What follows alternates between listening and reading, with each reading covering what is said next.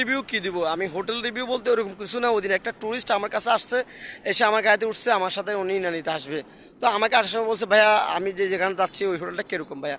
আমি বলছি, স্যার দেখেন আমি ওইখানে ছিলাম না, অথবা ওইটার সময় তো আমার আইডিয়া নেই। কথা খাবার টাবার কেমন হবে ওইখানে মামা। আমরা তো ওইরকম ওইখানে খাওয়া দাওয়ার এরকম আমাদের একটা সাধারণ, আমরা সামান্য একটা ড্রাইভার, আমাদের তো অত টাকা নাই যে খাবার যে খাবো ওইরকম ওইখানের সাথে আমাদের মিসিং হয় না। ওইটার সঙ্গে আমার আইডিয়া নাই।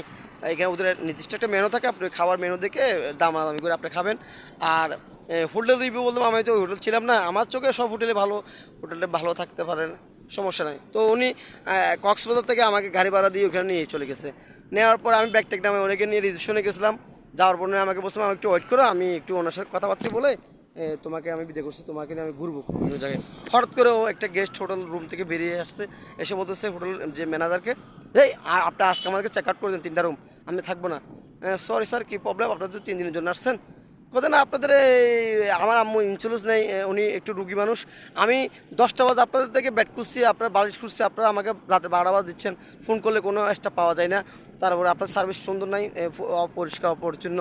তারপর সকালে যে ব্রেকফাস্টটা দিচ্ছেন এটা মানে এত সুন্দর না, এত এত পাওয়ারফুল না, থাকবো না আপনাদের হোটেলে। উনি ফুড করে চেক আউট করে দিচ্ছে।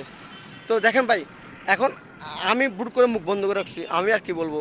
উনি আমাকে আসার সময় বলছে হোটেল সংক্রান্ত বলার জন্য, হোটেল সার্ভিস সংক্রান্ত বলছে। আমি তো এক বাক্য ওনাকে বলছি, মামা আমি এগুলো থাকি না, আমি এটার সঙ্গে জানি না, এমনি আমাদের সঙ্গে সবই ভালো। তো পরবর্তী উনি চলে যাওয়ার পরে উনি ওনার সাথে কমপ্লেন করতে, ভাই আপনাদের এরকম সার্ভিস কোথায় না না স্যার, ওনারা একটা কোনো মিস্টেক করছে অথবা কোনো আমাদের একটা সব ছিল না, প্রত্যেকটা টুরিস্ট তো একরকম না মামা, সমস্যা নয়, সব ঠিক আছে। তো পরবর্তীতে উনি ওনাকে হাগুজাগু বুঝেছে, উনি থাকছে। পরবর্তীতে কী হয়েছে, উনি আমার নম্বর রাখছে। এর পরের দিন ওনাকে আমাকে নক করে বলছে, মামা আসো আমাদেরকে একটু নিয়ে যাও এখান থেকে, আমরা এখানে থাকবো না। তো তো আমি বলবো যে হোটেল রিভিউ রিভিউটা আসলে সবার জন্য প্রযোজ্য না। আসলে আমরা হোটেল থাকতে হবে, না জেনে না শুনে আমরা হোটেল রিভিউ দিয়ে লাভ নাই। আরেকটি কথা হয়েছে যে এই হোটেল কর্তৃপক্ষগুলা তাদের এমন কিছু কার্যকলাপের কারণে পর্যটকরা ভ্যালেন্সের মধ্যে পড়ে। পরবর্তী বলবো যে আমরা হোটেল সম্বন্ধে খারাপ রিভিউ দিচ্ছি। তো আমি বলবো আর ট্যুরিস্ট যারা আছে তারাও আপনারা ওনারা অনলাইনে বুকিং দেয়, এবং ওনারা আমি সবসময় প্রত্যেকটা ট্যুরিস্টকে সাজেশন করি যে আপনাকে কোন ফ্লোরে রুম দিবে এবং আপনাকে কি হিল ভিউ দেবে না সি ভিউ দিবে।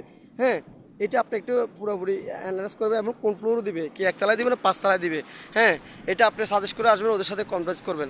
আপনার দাম করে বুকিং দিয়ে দেন, টাকা পাঠিয়ে দেন, পরবর্তী ওনারা এসে ওনাদের হোটেল কর্তৃপক্ষের মন মতো আপনাকে রুম দেয়। পরবর্তীতে আপনার ভ্যালেন্সের আওতা পরে দেন, বলেন যে হোটেল কর্তৃপক্ষ আপনার সাথে ঝামেলা করছে। হোটেল কর্তৃপক্ষ তো কোনো দোষে নাই, আর যারা বুকিং নিচ্ছে তাদেরও তো ওরকম, তাদের সাথে আপনি বলে নেওয়া দরকার। আপনি বলেন আমরা 2 দিন থাকবো, 3 দিন থাকবো, আমরা 5 জন 10 জন, এই বিষয় সে বিষয় আসলে এগুলা ঠিক করে আপনি অ্যানাউন্স করবেন, তখন আপনি ভালো একটা সার্ভিস পাবেন।